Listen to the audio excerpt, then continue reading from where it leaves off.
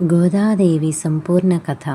భక్తులారా, ఈరోజు మనం శ్రీ మహావిష్ణువు యొక్క పరమ భక్తురాలు భూదేవి అవతారంగా పూజింపబడే గోదాదేవి వారి దివ్య చరిత్రను తెలుసుకుందాం. గోదాదేవి అవతారం తమిళనాడులోని పవిత్రమైన శ్రీవిల్లిపుత్తూరు అనే క్షేత్రంలో విష్ణుచిత్తుడు అనే మహాభక్తుడు నివసించేవాడు. ఆయన్ను తరువాత కాలంలో పెరియాళ్వార్ అని పిలిచారు.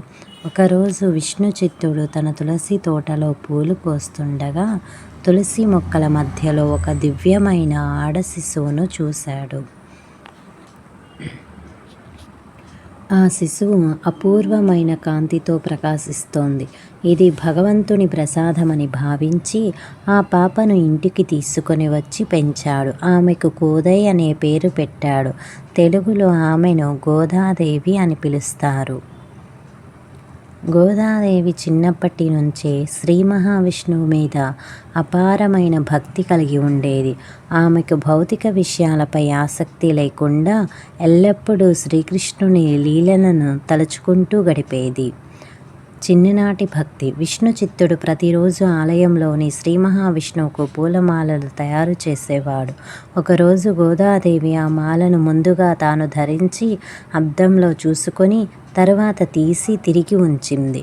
ఇలా ప్రతిరోజు చేయడం ప్రారంభించింది. ఆమె మనసులో ఒకే ఆలోచన, నేను శ్రీమన్నారాయణునికి తగిన వధువునా అని.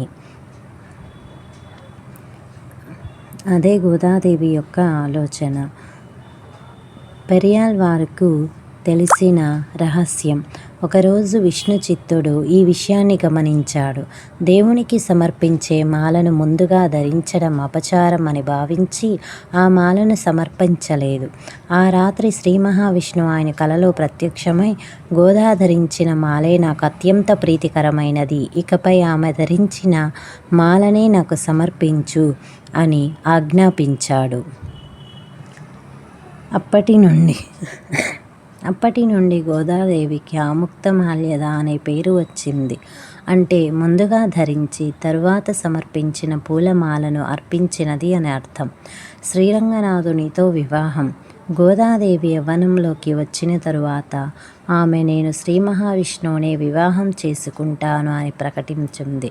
భూలోకంలోని ఏ రాజు లేదా యువకుణ్ణి పెళ్లి చేసుకోవడానికి అంగీకరించలేదు. ఒకరోజు రంగనాథస్వామి దేవాలయంలోని శ్రీరంగనాథుడు కలలో ప్రత్యక్షమై గోదాదేవిని తన వద్దకు తీసుకురావాలని ఆదేశించాడు. అందరూ ఆనందంగా గోదాదేవిని శ్రీరంగానికి తీసుకెళ్లారు. వివాహ మహోత్సవం ఘనంగా జరిగింది. వివాహ కార్యక్రమం అనంతరం గోదాదేవి శ్రీరంగనాథుని సన్నిధిలోకి ప్రవేశించింది. అక్కడ అందరి కళ్ళ ముందే ఆమె దివ్యజ్యోతిగా మారి శ్రీరంగనాథునిలో లీనమైపోయింది. భక్తులు దీనిని భూదేవి అమ్మవారు తిరిగి శ్రీ మహావిష్ణువుతో ఏకమైన మహత్తర ఘట్టంగా భావిస్తారు. తిరుప్పావై మహిమ. గోదాదేవి రచించిన తిరుప్పావై 30 పాసురాలు వైష్ణవ సాంప్రదాయంలో అత్యంత పవిత్రమైనవిగా భావిస్తారు. ధనుర్మాసంలో భక్తులు వీటిని భక్తి శ్రద్ధలతో పారాయణం చేస్తారు. కథ ముగింపు. గోదాదేవి కథ మనకు భగవంతునిపై నిష్కపటమైన ప్రేమ, అచంచలమైన భక్తి ఉంటే భగవంతుడు స్వయంగా భక్తుని వద్దకు వస్తాడని బోధిస్తుంది.